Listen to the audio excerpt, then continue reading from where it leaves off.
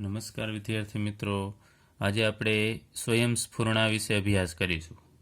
તો સ્વયંસ્ફુરણાને બીજું સ્વયંભૂયિતા પણ કહેવામાં આવે છે. તો સ્વયંસ્ફુરણા અથવા સ્વયંભૂયિતા એટલે એનો સિમ્પલ અર્થ આપણે કહીએ કે આપમેળે એવો થશે. તો ઉષ્માગતિશાસ્ત્રના પ્રથમ નિયમનું ગાણિતીય સૂત્ર છે, આપણે આગળ ઉપર અભ્યાસ કરી ગયા છીએ, delta you equal to Q plus W. તો આ નિયમ વડે આપણે આ ક્યુ એટલે ઉષ્મા અને ડબલ્યુ એટલે કાર્ય, કે ઉષ્માનું કાં તો શોષણ થતું હોય છે અથવા તો ઉત્સર્જન થતું હોય છે, અને બીજું કે કાર્ય કાં પ્રણાલી પર કાર્ય થાય છે અથવા તો પ્રણાલી વડે કાર્ય થાય છે, એના વચ્ચેનો સંબંધ છે ઉષ્માગતિશાસ્ત્રનું પ્રથમ નિયમનું ગાણિતીય સૂત્ર છે આપણને આપે છે. પરંતુ ઉષ્માનું વહન કઈ દિશામાં થાય છે, કઈ રીતે થશે, એના વિશે કોઈ માહિતી છે એ આ સૂત્ર છે આપતું નથી. તો એનો પ્રવાહ કઈ દિશામાં થાય છે એના વિશે આપણે અહીંયા થોડો અભ્યાસ કરીએ. તો માનો કે આપણે બે પદાર્થ લઈએ કે જેનું તાપમાન અલગ અલગ હોય. માનો કે આ લોખંડના સળિયા અથવા ટુકડા છે, તેમાં આ બાજુનો ટુકડો છે એ આપણે લઈએ કે ગરમ છે, ખૂબ ગરમ છે, અને આ બાજુનો ટુકડો છે એ ઠંડો છે. જ્યારે આ બંનેને એકબીજાના કોન્ટેક્ટમાં રાખવામાં આવે, નજીક લઈ આવવામાં આવે, ત્યારે શું થશે એના વિશે આપણે ચર્ચા કરીએ. ચલો, ડાબી બાજુનો ટુકડો છે એ ગરમ છે અને આ ઠંડો છે. તો જ્યારે એકબીજાના સંપર્કમાં આવશે તો આપણને ખ્યાલ છે કે આ ટુકડાની જે ગરમી છે, ઉષ્મા છે, એ ઠંડા ટુકડા તરફ જશે. એટલે કે ઉષ્માનું વહન થાય છે. કઈ દિશામાં થશે? તો ગરમ પદાર્થથી ઠંડા પદાર્થ તરફ ઉષ્મા છે એ આપમેળે વહે છે. એની મેળાએ આપણે એમ જોઈન્ટ કરી દેશું એટલે એની મેળાએ ઉષ્મા છે એ ગરમ પદાર્થથી ઠંડા પદાર્થ તરફ જશે. તો અહીંયા ઉષ્મા છે એની મેળાએ એક જ દિશામાં જાય છે. એના વિશે આપણે રિવર્સ દિશામાં પ્રક્રિયા થતી નથી, જેનો અભ્યાસ આપણે આગળ ઉપર કરીએ.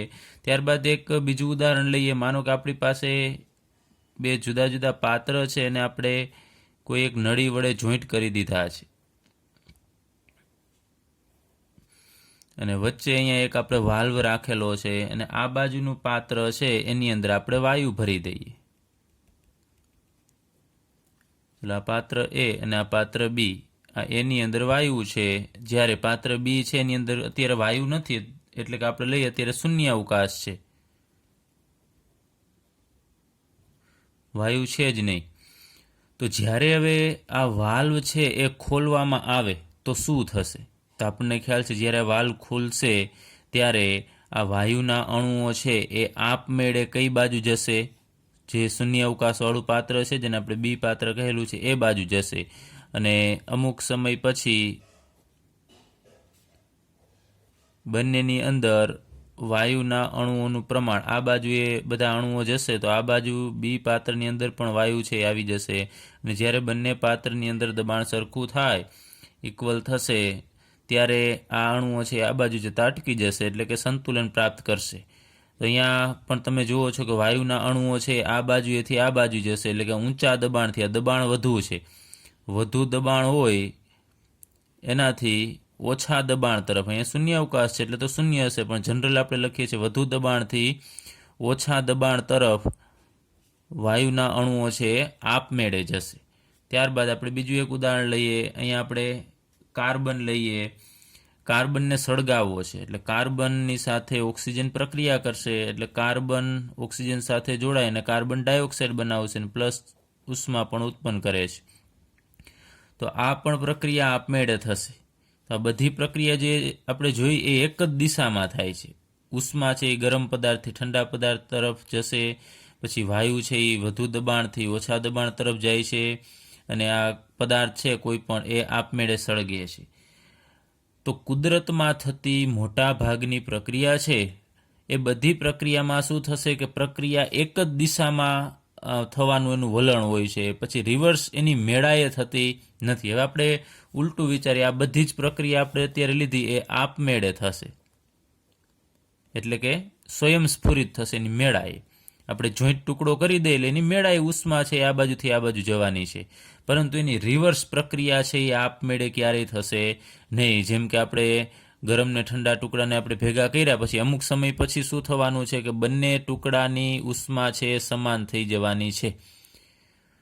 ત્યારબાદ પછી આપણે એમ કહીએ કે આ બાજુની ઉષ્મા છે એ ફરીથી આપમેળેની મેળાએ આ બાજુ જતી રહેશે, તો એવું શક્ય નથી, આપમેળે ન થાય. ત્યારબાદ ફરીથી આપણે એમ વિચારીએ કે આ બાજુથી અણુઓ છે એ આ બાજુ એની મેળાએ આવે છે, પછી આપણે એવું વિચારીએ કે આ બાજુનું પાત્ર એની મેળાએ ખાલી થઈ અને ડાબી બાજુએ બધા અણુઓ છે વાયુના જતા રહેશે, એવું આપમેળે થાય તો એવું શક્ય નથી. એ જ રીતે અહીંયા જુઓ છો, કાર્બન ઓક્સિજન સાથે જોડાઈને કાર્બન ડાયોક્સાઇડને ઉષ્મા ઉત્પન્ન કરે છે, પણ ફરીથી ઉષ્મા અને કાર્બન ડાયોક્સાઇડ છે એ આપમેળે જોડાય અને ફરીથી આપણને કાર્બન અને ડાયોક્સિજન છે એ આપતા નથી. તો એક દિશામાં પ્રક્રિયા છે એ આપમેળે થાય છે, પરંતુ એની વિરુદ્ધ દિશામાં પ્રક્રિયા છે એ આપમેળે ક્યારેય થશે નહીં. ચલો હજુ આપણે એક ઉદાહરણ લઈએ આનું. માનો કે આપણે એક કપ લીધેલો છે, એ કપની અંદર આપણે ગરમ ચા ભરી દીધી છે. ચલો આ ચા છે, ગરમ ચા, તો એ શરૂઆતમાં આપણે કપમાં ભરેલી છે એટલે ગરમ હશે. પછી એ શું થશે, એની મેળા એ તમને ખબર છે વાતાવરણની અંદર ઉષ્મા છે એ મોકલી દેશે અને અમુક સમય પછી આ ગરમ ચા છે એ ઠંડી બની જશે. તો આ પ્રક્રિયા આપમેળે થશે કે ચા જે ગરમ હતી અથવા ગરમ પાણી હોય, જે વસ્તુ એની મેળાએ ઠંડુ પડશે, પરંતુ આપણે એમ કહીએ કે ઠંડી પડેલી ચા છે એની મેળાએ ફરીથી પાછી ગરમ થઈ જાય એવું આપમેળે શક્ય નથી. તો આપણે એના માટે એને ગેસ ઉપર કે સ્ટવ ઉપર તમારે એને ગરમ કરવું પડશે. તો કુદરતમાં થતી પ્રક્રિયા એક જ દિશામાં આપમેળે થતી હોય છે, જ્યારે રિવર્સ દિશામાં આપમેળે થશે નહીં. તો આપણે એ અભ્યાસ કરવાનો છે કે આપમેળે પ્રક્રિયા થાય છે એના પાછળ જવાબદાર પરિબળ કયું છે, એના વિશે આપણે અભ્યાસ કરીએ. એના પહેલાં આપણે એક જોઈએ કે કોઈ પણ પાત્ર એની અંદર આપણે જ્યારે જુદા જુદા પદાર્થનું મિશ્રણ લેશું ને ત્યારે જ પ્રક્રિયા છે એ આપમેળે થશે. જેમ કે આપણે લઈએ ઉદાહરણ તરીકે હાઇડ્રોજન, H2 અને ઓક્સિજન.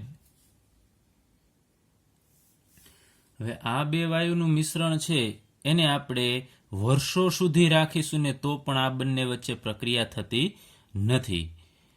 હવે H2 અને O2 એની વચ્ચે પ્રક્રિયા આમ જોઈએ તો થાય છે, પરંતુ એના વચ્ચેની પ્રક્રિયા છે અત્યંત ધીમી છે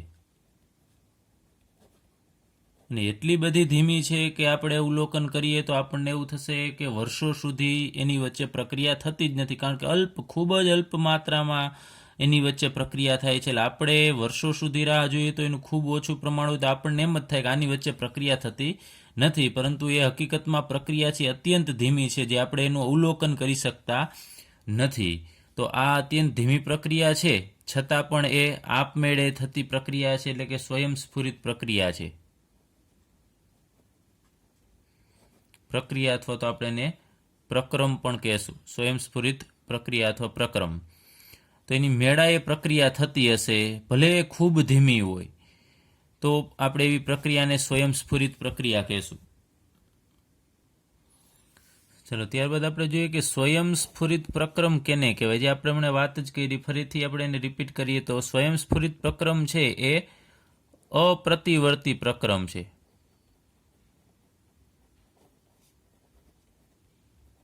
અપ્રતિવર્તી એટલે કે રિવર્સ દિશામાં પ્રક્રિયા થતી નથી. આપણે આગળ બધી પ્રક્રિયાની વાત કરી કે ગરમ પદાર્થથી ઠંડા પદાર્થ તરફ ઉષ્મા આપમેળે વહન પામે છે, પરંતુ એની રિવર્સ દિશા આપમેળે થતી નથી, એટલે કે પ્રતિવર્તી પ્રક્રિયા છે એ આપમેળે થતી નથી. આ બધા કિસ્સામાં આપણે જોઈએ છીએ કે એની મેળાએ રિવર્સ દિશામાં ગરમ ચા હોય તો એ ઠંડી આપમેળે થાય છે, પણ ઠંડી ચા છે એ એની મેળાએ પાછી ગરમ થતી નથી. તો સ્વયંસ્ફુરિત પ્રક્રમ એક અપ્રતિવર્તી પ્રક્રમ છે અને એને કોઈ બાહ્યકાર સિવાય એને પાછી પ્રતિવર્તિત કરી શકાતી નથી. એટલે કે અહીંયા આપણે બાહ્યકાર એટલે આ ગરમ ચા છે એ અમુક સમય પછી આપણે કીધી કે ચા છે એ ઠંડી થઈ જશે, તો પછી એને ઠંડી થયેલી ચા છે ને આપણે પ્રતિવર્તી કરવી છે, એટલે કે ઠંડીમાંથી ફરીથી ગરમ કરવી છે ને તો એની મેળાએ થશે નહીં. એના માટે આપણે એને બાહ્યકારની મદદથી આપણે કોઈ બળતણ વડે કે સ્ટવ વડે આપણે એને ગરમ કરવું પડશે, તો જ એ ગરમ થશે. તો અહીંયા આપણે જે ગરમ કરીએ છીએ, જે બહાર ગરમ કરવા માટે આપણે જેની મદદ લઈએ છીએ એને આપણે બાહ્યકાર કહેશું. તો બાહ્યકારની મદદ વગર આ પ્રક્રિયાને આપણે પ્રતિવર્તી કરી શકતા નથી, એટલે કે પ્રક્રિયા કેવી છે? અપ્રતિવર્તી છે. એ જ રીતે આપણે એક બીજું લઈએ ઉદાહરણ કે માનો કે ઉપર એક ટાંકો છે, આપણે અગાસી પર હોય, એ ટાંકામાંથી પાણી છે એ આપમેળે આપણે અહીંયા જો વાલ્વ રાખીએ તો એની મેળાએ અહીંયા નીચે આવશે. વાલ્વ ખોલશું એટલે અહીંયા ટાંકામાં પાણી છે એની મેળાએ અહીંયા નીચે આવશે. પરંતુ એક વખત ટાંકો ખાલી થઈ ગયો અથવા અહીંયા પાણી નીચે આવી ગયું તો આ પ્રક્રિયા આપમેળે થશે. ઉપરથી પાણી એક વખત વાલ્વ ચાલુ કરશો એટલે નીચેની તરફ પાણી આવશે, એ આપમેળે થશે. પછી ફરીથી આપણે નીચે રહેલા પાણીને ફરીથી આપણે ઉપર ટાંકામાં છે એ પાછું મોકલવું છે તો એ આપમેળે થશે નહીં. તો એના માટે એટલે કે આ રિવર્સિબલ પ્રતિવર્તી પ્રક્રિયા આપણે કરવી છે એ આપમેળે થશે નહીં, એટલે કે અપ્રતિવર્તી કહી શકાય. તો એના માટે ફરીથી નીચે રહેલું પાણી છે ને આપણે ફરીથી ટાંકામાં મોકલવું હોય તો સબમર્સિબલ પંપ અથવા તો મોટરની મદદથી આપણે ઉપર મોકલી શકીએ. તો મોટર છે અથવા સબમર્સિબલ પંપ છે એ બાહ્યકાર થશે. તો બાહ્યકારની મદદથી જ આપણે પ્રક્રિયાને પ્રતિવર્તી કરી શકીએ છીએ. હવે બીજું એક કે જનરલી આ જે પ્રક્રિયા થતી હોય આપમેળે થતી પ્રક્રિયા આપણે વાત કરીએ અપ્રતિવર્તી છે, એ દરમિયાન માનો કે આ કાર્બન છે એ ઓક્સિજન સાથે જોડાઈને કાર્બન ડાયોક્સાઇડ બનાવે છે, તો એ દરમિયાન ઉષ્મા છે એ મુક્ત થતી હોય છે, એટલે કે એન્થાલ્પી ફેરફાર છે એ નેગેટિવ હશે, ઋણ હશે. ઉષ્મા છે મુક્ત થતી હોય છે. સામાન્ય રીતે એવું અવલોકન કરવામાં આવે છે કે સ્વયંસ્ફુરિત પ્રક્રમ છે એના માટે ડેલ્ટા એચનું મૂલ્ય છે એ સામાન્ય રીતે ઋણ હોય છે. મોટા ભાગની પ્રક્રિયામાં ડેલ્ટા એચનું મૂલ્ય ઋણ છે, પરંતુ અમુક પ્રક્રિયા એવી પણ છે કે જેની અંદર ડેલ્ટા એચનું મૂલ્ય ધન હોય છતાં પણ એ પ્રક્રિયા સ્વયંસ્ફુરિત છે, અમુક અપવાદરૂપ છે. બાકી મોટાભાગની પ્રક્રિયામાં સામાન્ય રીતે એવું જોવા મળે છે કે એન્થાલ્પીનો ફેરફાર છે ઋણ જોવા મળે છે.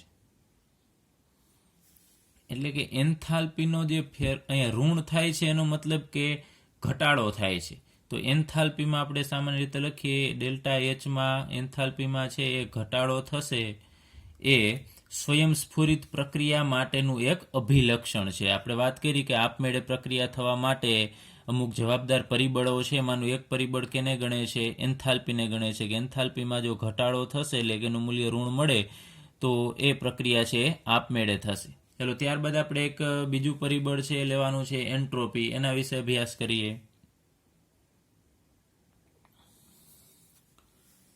ચલો એન્ટ્રોપી અને સ્વયંસ્ફુરણા. તો એન્ટ્રોપીને એસ વડે દર્શાવવામાં આવે છે. તો આગળ ઉપર હમણાં જ આપણે વાત કરી કે એન્થાલ્પીમાં ઘટાડો થાય એટલે કે એનું મૂલ્ય ઋણ થાય તો પ્રક્રિયા આપમેળે થાય, એવું એક પરિબળ છે આપણે વાત કરેલી. તો એમાં અહીંયા આપણે એક એવો કિસ્સો લઈએ કે ડેલ્ટા એચનું મૂલ્ય શૂન્ય હોય, એટલે કે એન્થાલ્પીમાં કોઈ પણ પ્રકારનો ફેરફાર થતો નથી છતાં પણ પ્રક્રિયા છે આપમેળે થતી હોય. સ્વયંસ્ફુરિત પ્રક્રિયા થાય એવો આપણે એક કિસ્સો લઈએ. તો અહીંયા આપણે એક પાત્ર અત્યારે સિમ્પલ દર્શાવી દઈએ.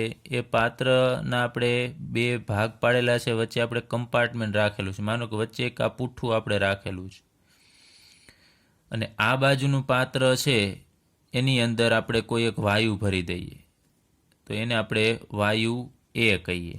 અને આ બાજુનું પાત્ર છે એટલે કે વચ્ચે આપણે એક પડદો રાખેલો છે, એક પૂઠું રાખેલું છે, અને એ બાજુના જમણી બાજુના ભાગની અંદર આપણે વાયુ બી ભરી દઈએ. તો હવે આપણને જ્યારે કહેવામાં આવે કે આ પાત્ર છે એમાં ડાબી બાજુનું પાત્ર છે, ભાગ છે, ડાબી બાજુનો ભાગ, એની અંદર આપણે આમ કોઈ અણુ છે એને લેવો છે, એમાંથી જમણી આ બાજુથી આપણે અણુ લેવાનો પ્રયત્ન કરશું તો 100% આપણને વાયુ એના જ અણુ મળશે, કારણ કે ડાબી બાજુનો ભાગ છે એમાં બધા જ અણુઓ છે વાયુ એના છે. અને એ જ રીતે જો જમણી બાજુએથી આપણે અણુઓ લેવાનો પ્રયત્ન કરીએ તો આપણને જે અણુ આપણા હાથમાં આવશે એ અણુ છે એ કેનો હશે? વાયુ બીનો જ હશે, કારણ કે જમણી બાજુએ બધા જ અણુઓ છે વાયુ બીના છે.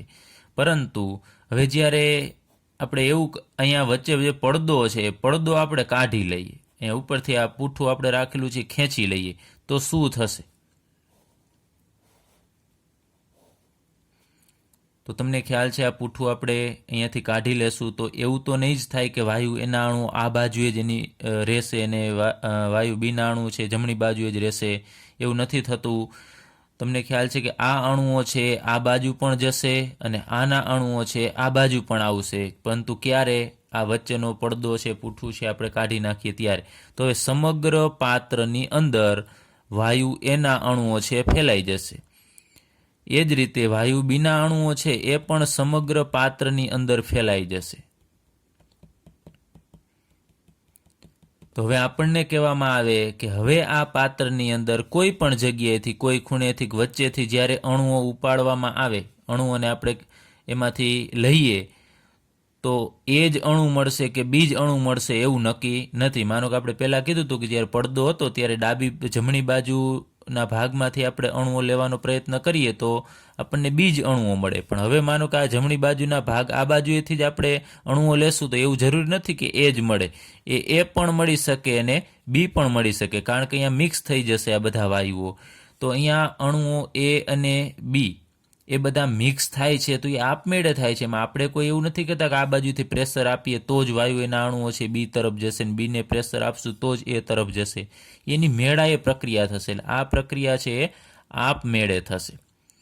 પરંતુ પ્રતિવર્તી પ્રક્રિયા એટલે કે રિવર્સ દિશામાં આપણે પ્રક્રિયા લઈએ કે હવે આ બધા અણુઓ મિક્સ થઈ ગયા છે પછી એની મેળાએ પાછા હતા એમનેમ પાછા એની મૂળ અવસ્થામાં આવી જશે એવું એની મેળાએ શક્ય નથી. એટલે કે આપમેળે થતી પ્રક્રિયા સ્વયંસ્ફુરિત પ્રક્રિયા છે એ અપ્રતિવર્તી હોય છે. તો અહીંયા આપણે એક બીજું પરિબળ લેવાનું છે કે અહીંયા તમે જુઓ છો કે ડાબી બાજુએ બધા અણુઓ એના જ હતા અને જમણી બાજુએ બધા અણુઓ છે બીના હતા. તો અહીંયા વ્યવસ્થિતતા વધારે હતી, આપણે એમ કહી શકાય.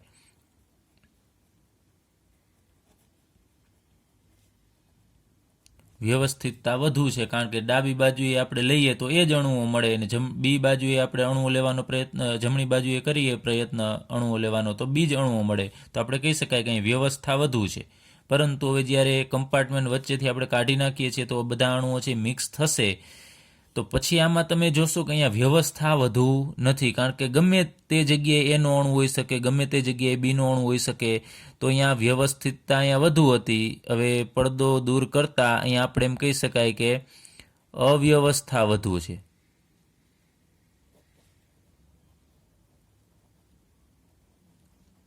અથવા તો એમ કહી શકાય કે વ્યવસ્થિતતા ઓછી છે. તો આપમેળે પ્રક્રિયા થશે. વૈજ્ઞાનિકોએ અવલોકન કર્યું કે જ્યારે આપમેળે પ્રક્રિયા થતી હોય ત્યારે વ્યવસ્થિત જે ગોઠવણી છે એમાંથી અવ્યવસ્થિતતામાં વધારો થશે અથવા તો વ્યવસ્થિતતા ઘટશે અને અવ્યવસ્થામાં વધારો થશે. તો અહીંયા આપણે એમ કહેવું કે અહીંયા અસ્તવ્યસ્તતા અથવા અવ્યવસ્થા અહીંયા ઓછી હતી, અહીંયા અવ્યવસ્થા વધુ છે. તો એના માટેનું એક પરિબળ છે વિકસાવવામાં આવ્યું જેને આપણે એન્ટ્રોપી કહેશું કે અવ્યવસ્થા કેટલી છે એના માટેનું, અથવા અસ્તવ્યસ્તતા, અને આપણે બીજું એમ પણ કહી શકાય અસ્તવ્યસ્તતા.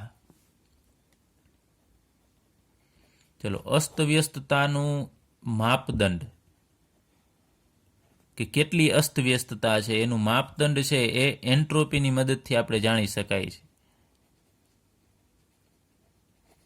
અને એન્ટ્રોપીને આપણે એસ વડે દર્શાવીશું. તો આપણને પૂછે કે એન્ટ્રોપી શું છે, તો એન્ટ્રોપી છે એ અસ્તવ્યસ્તતા અથવા અવ્યવસ્થાનું માપદંડ છે. જો હવે આપણે બીજી રીતે લખીએ કે જો અસ્તવ્યસ્તતા વધુ હોય તો એન્ટ્રોપીનું મૂલ્ય વધુ હોય અને અસ્તવ્યસ્તતા ઓછી હોય તો એન્ટ્રોપીનું મૂલ્ય છે ઓછું થશે.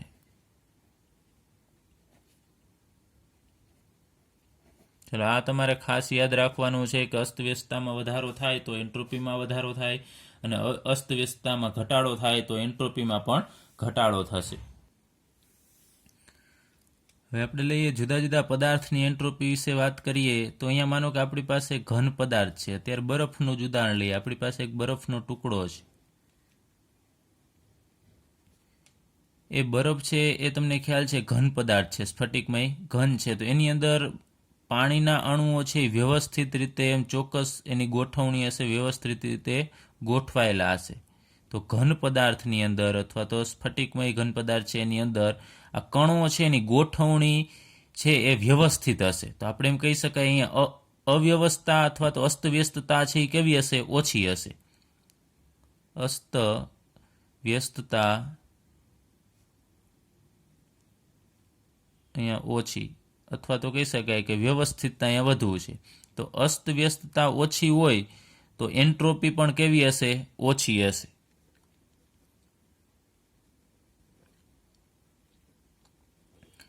હવે જ્યારે આ બરફ છે એ પીગળે, એટલે આપણે કહીએ કે કોઈ પાત્ર છે આપણે લઈએ, એ પાત્રની અંદર બરફ પીગળતો હોય છે તો એમાંથી પાણી બની જશે, એટલે કે પ્રવાહી અવસ્થામાં આવી જશે, અને અહીંયા બરફ છે એ પીગળશે એટલે આપણે કહીએ કે પાણી બને છે, પણ પાણીની અવસ્થા છે એ પ્રવાહી છે. તો અહીંયા અણુઓ ફિક્સ હોય બરફની અંદર. આ અણુઓ છે એનું સ્થાન બદલતું નથી કે આ જગ્યાએથી અણુ છે આ જગ્યાએ જશે ને આ અણુ છે આ બાજુ આવશે. તો એ અણુઓ ફિક્સ હશે એટલે ત્યાં વ્યવસ્થિતતા વધુ હશે અને અસ્તવ્યસ્તતા ઓછી હશે. જ્યારે પાણીના અણુઓ છે એ તો મૂવમેન્ટ કરી શકે, આ જગ્યાએથી આ જગ્યાએ જઈ શકે, અહીંયાનો અણુ છે આ જગ્યાએ આવી શકે. તો આમાં અણુઓ અસ્તવ્યસ્ત ગતિ કરતા હશે. તો અહીંયા અસ્તવ્યસ્તતા ઓછી હતી, એના કરતાં અહીંયા અસ્તવ્યસ્તતા કેવી હશે? વધુ હશે. તો અસ્તવ્યસ્તતા વધે, અસ્તવ્યસ્તતા અહીંયા ઘન કરતાં વધુ હશે પ્રવાહીમાં. તો એન્ટ્રોપી ઘન કરતાં પ્રવાહીની વધુ હોય. અને હવે ફરીથી આપણે લઈએ કે આ પ્રવાહી છે એને આપણે ગરમ કરીએ અને એની બાસ બનાવીએ. આ પાણીના અણુઓ છે એને આપણે હવે ગરમ કરીશું, એટલે કે એમાંથી આપણને વરાળ મળશે. તો અહીંયા જે વરાળ છે એના અણુઓ વચ્ચે તો જગ્યા ઘણી બધી વધારે છે, અને પાણીના અણુઓ જે મૂવમેન્ટ કરી શકે એક જગ્યાએથી બીજી જગ્યાએ, એના કરતાં વાયુના અણુઓ છે, આ બાષ્પના અણુ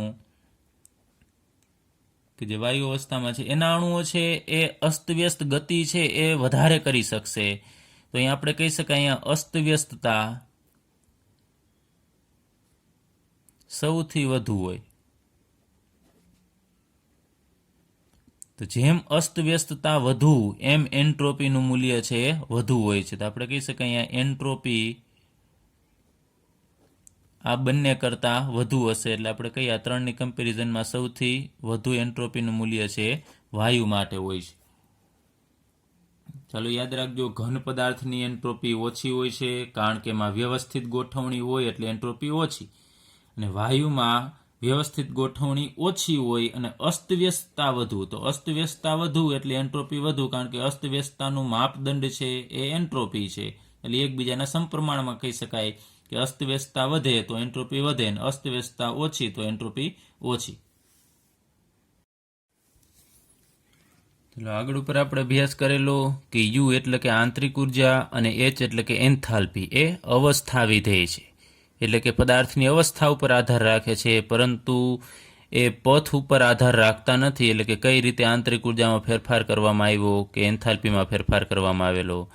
એ જ રીતે એન્ટ્રોપી એટલે કે એસ એ પણ અવસ્થા વિધેય છે, એ પણ પદાર્થની અવસ્થા ઉપર આધાર રાખશે, પરંતુ એ પથથી સ્વતંત્ર છે.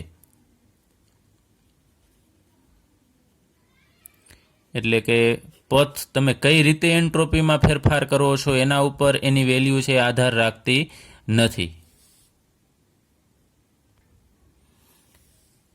હવે આપણે બે અહીંયા જુદા જુદા પાત્ર લઈએ અને એની અંદર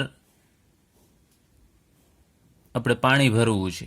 માનો કે અત્યારે આ એક જ પાત્ર આપણે લીધેલું છે અને એની અંદર પાણી છે અત્યારે, અને એ પાણી છે એ ઠંડુ છે. તો ઠંડુ પાણી છે, તો પાણી છે એટલે એના અણુઓ છે અસ્તવ્યસ્ત ગતિ તો કરતા જ હશે, બરોબર. એક જગ્યાએથી બીજી જગ્યાએ અણુઓ છે મૂવમેન્ટ કરતા હશે, તો અહીંયા અસ્તવ્યસ્તતા હશે. હવે જ્યારે આ પાણીને ગરમ કરવામાં આવે તો શું થશે? અથવા આપણે એમ કહીએ આને ઉષ્મા આપવામાં આવે, આની અંદર ઉષ્મા દાખલ કરવામાં આવે, તો અણુઓ છે પાણીના અણુઓ એ ઉષ્મા મેળવશે. ઉષ્મા મેળવે એટલે શું થશે? એની ગતિ ઉર્જામાં વધારો થશે, અણુઓ છે ઝડપથી ગતિ કરવા લાગશે. તો ગરમ પાણીની અંદર આપણે એને ઉષ્મા આપીશું એટલે પાણી છે ગરમ થશે. તો ગરમ પાણીમાં અણુઓ છે એ વધુ ઉર્જાવાળા હશે, એની પાસે વધુ ઉષ્મા હશે, તો આની ગતિ છે એ વધશે. તો પાણીમાં અણુઓની ગતિ છે એ વ્યવસ્થિત ન હોય કે બધા અણુઓ ક્રમશઃ આ બાજુએ જ જતા હોય, અસ્તવ્યસ્ત ગતિ કરતા હશે. તો જ્યારે એને ગરમ કરવામાં આવે એટલે કે એની અંદર ઉષ્મા દાખલ કરવામાં આવે ત્યારે અહીંયા અસ્તવ્યસ્તતામાં વધારો થશે, કારણ કે એની ગતિ ઉર્જામાં વધારો થાય છે. તો અહીંયા આપણે લખી શકાય અસ્તવ્યસ્તતામાં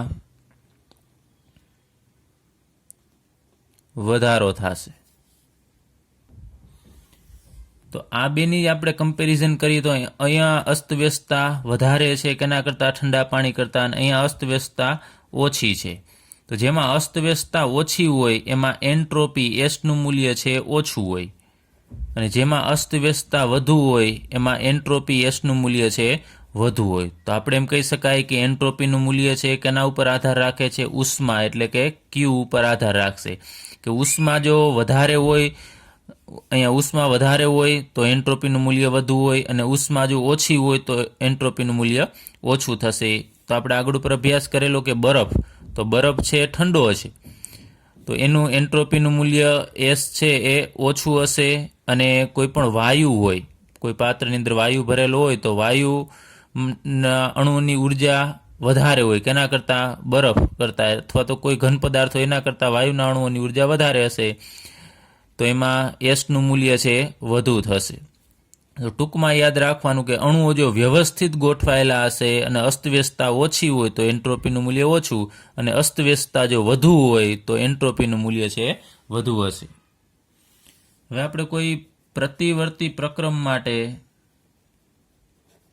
અથવા તો પ્રતિવર્તી પ્રક્રિયા માટે આપણે સંબંધ લખવો છે, એન્ટ્રોપી, ઉષ્મા અને બીજું તાપમાન. કારણ કે ઉષ્મા છે એ કેના ઉપર આધારિત છે, તાપમાન ઉપર. તાપમાન વધારશો એટલે ઉષ્મામાં વધારો થશે. તો અહીંયા આપણે પ્રતિવર્તી પ્રક્રિયા માટે લાગુ પાડીએ સૂત્ર કે ડેલ્ટા એસ એટલે એન્ટ્રોપીમાં થતો ફેરફાર છે કેટલો હશે, તો ક્યુ રિવર્સિબલ, એટલે કે ઉષ્મા કે જે પ્રતિવર્તી, રિવર્સિબલનો અર્થ થશે પ્રતિવર્તી, ગુજરાતીમાં પ્રતિવર્તી કહેવાય ને ઇંગ્લિશમાં એને રિવર્સિબલ કહેવામાં આવે છે, અને છેદમાં ટી. તો આ સૂત્ર આપણે યાદ રાખવાનું છે. ડેલ્ટા એસ એટલે કે એન્ટ્રોપીમાં થતો ફેરફાર છે એના બરાબર શું થશે, ક્યુ રિવર્સિબલ એટલે કે ઉષ્માના છેદમાં ટી એટલે કે તાપમાન થશે. આપણે બીજું એક સૂત્ર પણ અહીંયા લખી શકાય, ક્યુ એટલે કે ઉષ્મા, અને એની જગ્યાએ આપણે બીજું આપણી જાણકારી માટે લખવું તો લખી શકાય ક્યુની જગ્યાએ ડેલ્ટા એચ પણ મૂકી શકાય. તો ડેલ્ટા એચના છેદમાં ટી. તો ડેલ્ટા એસ બરાબર ડેલ્ટા એચના છેદમાં ટી સૂત્ર કઈ રીતે આપણને મળે છે, ક્યુ રિવર્સિબલની જગ્યાએ આપણે ડેલ્ટા એચ મૂકી શકાય, કારણ કે આપણી પાસે સંબંધ છે ડેલ્ટા એચ બરાબર ક્યુ.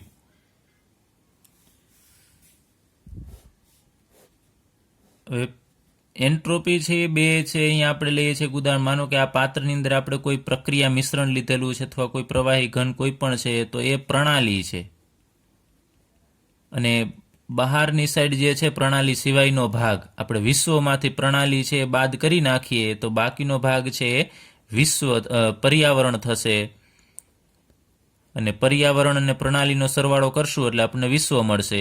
તો અહીંયા જેમ પ્રણાલીની જેમ એન્ટ્રોપી હશે એસ, એ જ રીતે પર્યાવરણની પણ એન્ટ્રોપી હોય છે.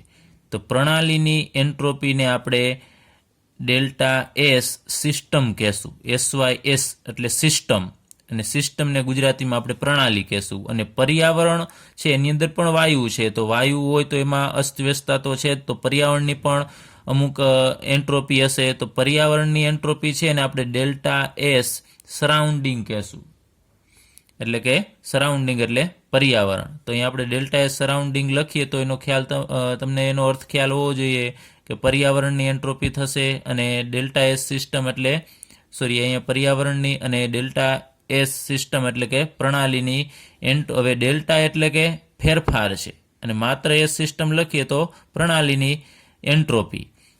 હવે આપણે એના ઉપરથી ફરીથી એક આ સૂત્ર લખવું હોય, આપણે સિસ્ટમ માટે લાગુ પાડવું હોય પ્રણાલી માટે, તો ડેલ્ટા એસ સિસ્ટમ બરાબર, તો અહીંયા ક્યુ છે એ પણ સિસ્ટમ માટેનું એટલે કે પ્રણાલીની ઉષ્મા લેવાની થશે, અને અહીંયા આ પ્રક્રિયા પણ આપણે પ્રતિવર્તી લઈએ છીએ તો અહીંયા રિવર્સિબલ લખવાનું, છેદમાં અહીંયા ટી.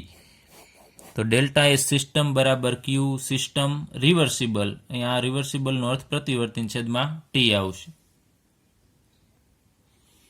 ચલો આપણે અહીંયા સંબંધ લખીએ કે ક્યારે પ્રક્રિયા છે આપમેળે થશે અને ક્યારે આપમેળે થશે નહીં. તો અહીં આપણે બે પ્રણાલીની એન્ટ્રોપીની વાત કરેલી, એક ડેલ્ટા એસ સિસ્ટમ અને પ્લસ ડેલ્ટા એસ સરાઉન્ડિંગ. ચલો આ બંનેની એન્ટ્રોપીનો સરવાળો કરીએ અને આપણને જે એન્ટ્રોપી મળશે એને આપણે ડેલ્ટા એસ ટોટલ કહેશું, એટલે કે કુલ એન્ટ્રોપીનો ફેરફાર. તો જો કુલ એન્ટ્રોપીનો ફેરફાર આપણને ગ્રેટર ધેન 0 મળે, એટલે 0 કરતાં વધુ, એટલે કે ધન મૂલ્ય મળે, તો આપણે કહી શકાય કે એ પ્રક્રિયા છે આપમેળે થશે, અથવા તો આપણે એમ કહી શકાય કે સ્વયંસ્ફુરિત હશે. ચલો એ જ રીતે ડેલ્ટા એસ ટોટલ કઈ રીતે મળે? તો delta S system plus delta S surrounding, એનો જો સરવાળો છે આપણને નેગેટિવ મળે, એટલે કે ઋણ મળે, 0 કરતાં ઓછો મળે, તો આપમેળે થશે નહીં, એટલે કે આપણે કહી શકાય એ બિન સ્વયંસ્ફુરિત હશે.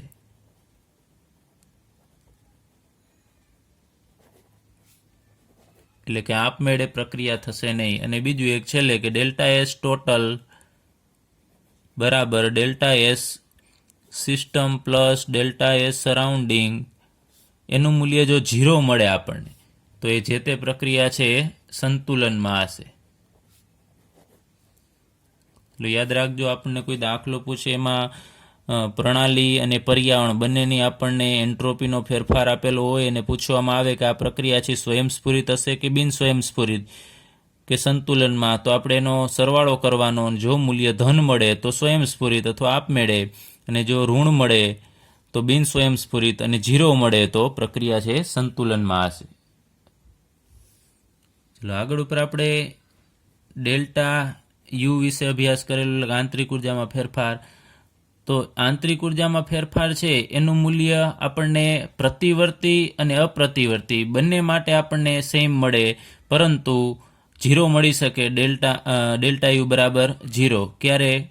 કે પ્રતિવર્તી અને અપ્રતિવર્તી, એટલે બંને પ્રકારની પ્રક્રિયા માટે ડેલ્ટા યુનું મૂલ્ય આપણને 0 મળી શકે, પરંતુ ડેલ્ટા એસનું એટલે કે એન્ટ્રોપીમાં ફેરફારનું મૂલ્ય છે એ બંને માટે છે સેમ હોતું નથી. આપણે લખવું હોય તો લખી શકાય ડેલ્ટા એસનું મૂલ્ય છે એ 0 હોય કેના માટે? પ્રતિવર્તી માટે. અને delta S is not equal to 0 એ કેના માટે? બિન પ્રતિવર્તી અથવા તો અપ્રતિવર્તી. તો આપણે ડેલ્ટા એસની મદદથી પ્રક્રિયા પ્રતિવર્તી છે કે અપ્રતિવર્તી છે એ ભેદ પાડી શકીએ છીએ. કેની મદદથી? એન્ટ્રોપીના ફેરફારની મદદથી. પરંતુ આંતરિક ઉર્જાના ફેરફારની મદદથી આપણે જે તે પ્રક્રિયા છે પ્રતિવર્તી કે અપ્રતિવર્તી છે એનો ભેદ પાડી શકતા નથી, કારણ કે બંને પ્રક્રિયા માટે એના મૂલ્ય 0 મળી શકે, પરંતુ એન્ટ્રોપીના ફેરફારનું મૂલ્ય છે એ બંને પ્રક્રિયા માટે સમાન હોતું નથી. ચલો હવે આપણે પાઠ્યપુસ્તકનો કોયડો 6.9 ગણીએ, જેમાં આપણે એન્ટ્રોપી વધશે કે ઘટશે અમુક પ્રક્રિયા માટે એના વિશે આપણે માહિતી આપવાની છે. એમાં પહેલું કીધું છે આપણે કે પ્રવાહી છે એ ઘનમાં સ્ફટિકીકરણ પામે છે, એટલે કે પ્રવાહીનું રૂપાંતર કેમાં થાય છે? ઘનમાં. તો એ દરમિયાન એન્ટ્રોપી વધશે કે ઘટશે? તમને ખ્યાલ છે પ્રવાહીમાં અણુઓ છે એ અસ્તવ્યસ્ત ગતિ કરતા હોય છે. તો પ્રવાહીની આપણે આગળ ઉપર જ વાત કરેલી કે પ્રવાહીની એન્ટ્રોપી વધુ હોય અને ઘનની એન્ટ્રોપી ઓછી હોય, કારણ કે ઘનમાં અણુઓ છે વ્યવસ્થિત ગોઠવાયેલા હશે ક્રમબદ્ધ. તો અહીંયા પ્રવાહીમાંથી ઘનમાં એ કન્વર્ટ થશે તો વ્યવસ્થિતતામાં વધારો થશે. આપણે એમ કહીએ કે વ્યવસ્થિતતા વધે અથવા તો અવ્યવસ્થિતતામાં ઘટાડો થશે.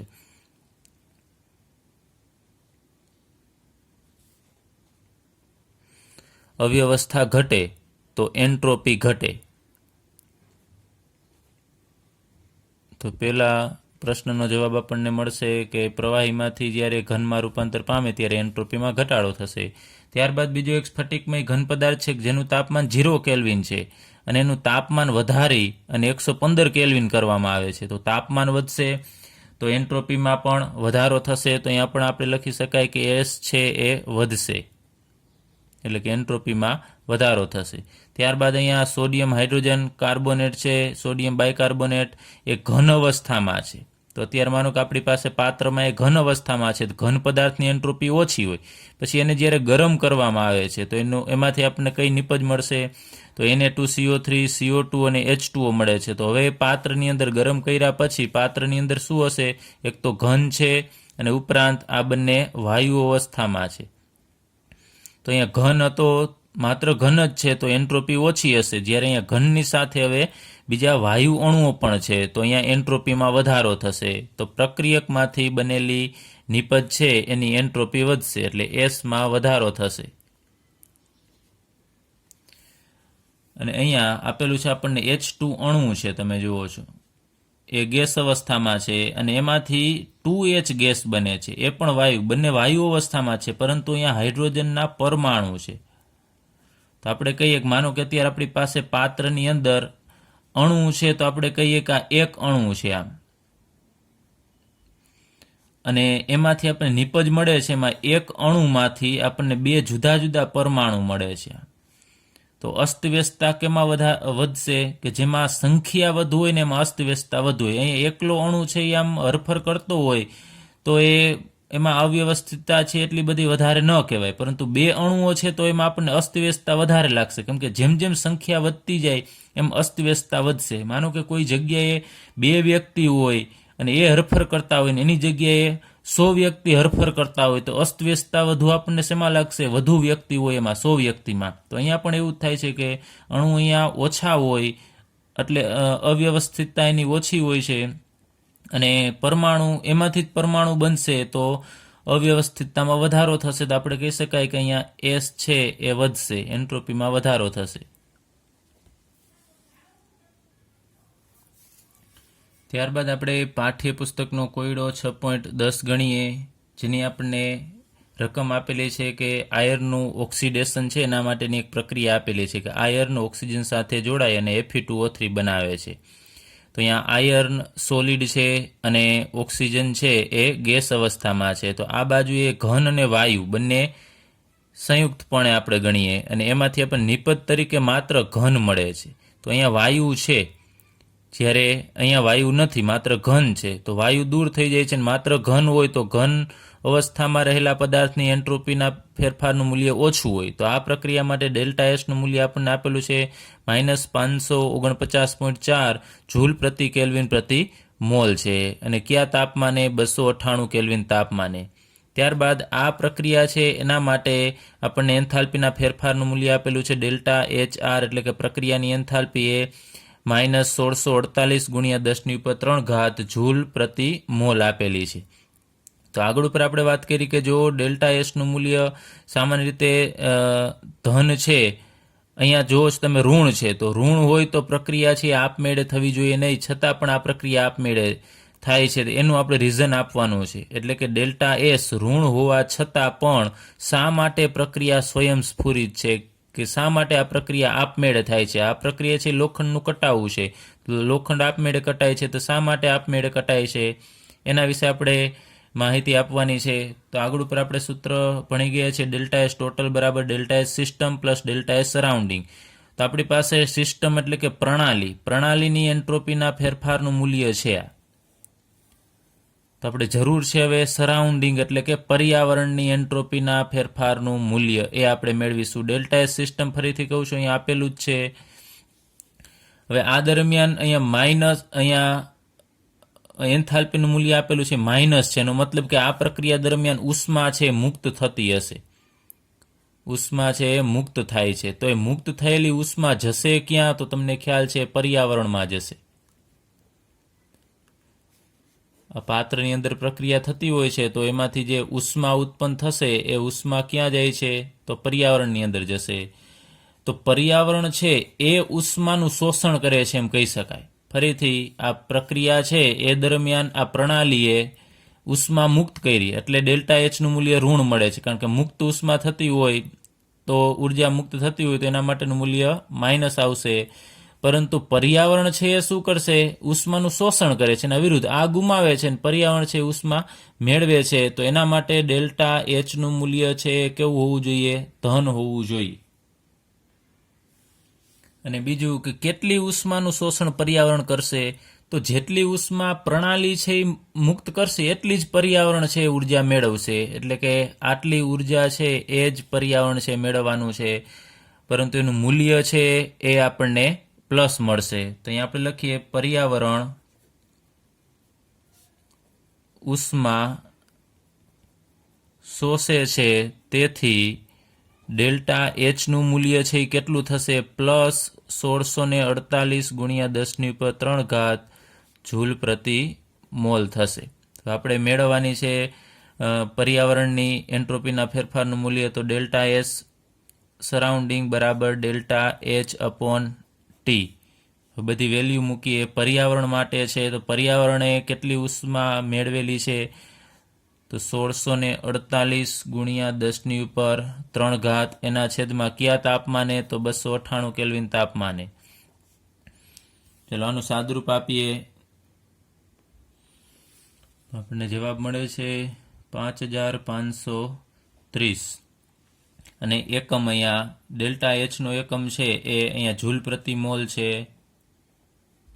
અને છેદમાં તાપમાનનો એકમ કેલ્વિન આવશે. તો આનો એકમ થશે કેલ્વિન ઉપર જાય એટલે ઇન્વર્સ, એટલે જૂલ પ્રતિ કેલ્વિન પ્રતિ મોલ. તો ડેલ્ટા એસ સરાઉન્ડિંગ એટલે કે પર્યાવરણની એન્ટ્રોપીના ફેરફારનું મૂલ્ય આપણને મળી ગયું છે, અને ડેલ્ટા એસ સિસ્ટમનું તો છે જ, તો એ બંનેનો આપણે સરવાળો કરવાનો છે. ચલો તો આપણે લખીએ હવે કુલ એન્ટ્રોપી ફેરફાર ડેલ્ટા એસ ટોટલ બરાબર, અહીંયા આપણે લખીશું સરાઉન્ડિંગ અને સિસ્ટમ બંનેનો સરવાળો. તો આપણે સિસ્ટમ છે એની એન્ટ્રોપીના ફેરફારનું મૂલ્ય છે એ -549.4 જૂલ પ્રતિ કેલ્વિન પ્રતિ મોલ, અને પ્લસ અહીંયા સરાઉન્ડિંગનું છે 5530. ચલો આ બંનેનો આપણે સરવાળો કરીએ તો આપણને જવાબ મળશે 4980.6, અને એકમ તો બંનેના સેમ છે એ જ આવવાના છે, જૂલ પ્રતિ કેલ્વિન પ્રતિ મોલ. તો અહીંયા ડેલ્ટા એસ ટોટલ આપણને મળશે 4980.6 જૂલ પ્રતિ કેલ્વિન પ્રતિ મોલ. તો આગળ ઉપર આપણે વાત કરી કે ડેલ્ટા એસ ટોટલનું મૂલ્ય જો આપણને ધન મળે તો આ મૂલ્ય છે ગ્રેટર ધેન 0 છે. તમે જુઓ છો ધન મૂલ્ય મળે છે, અને ધન મૂલ્ય મળતું હોવાથી આપણે કહી શકાય કે આ પ્રક્રિયા છે એ સ્વયંસ્ફુરિત છે. ડાયરેક્ટલી તમારે પ્રક્રિયાની એન્ટ્રોપી જોઈ અને ડાયરેક્ટલી નક્કી કરવાનું નહીં. ક્યારેક અમુક સંજોગોમાં છે એનો સરવાળો પણ કરવો પડે છે, અને એનો સરવાળો જો આપણને ધન મળે તો પ્રક્રિયા છે એ સ્વયંસ્ફુરિત છે એમ કહી શકાય.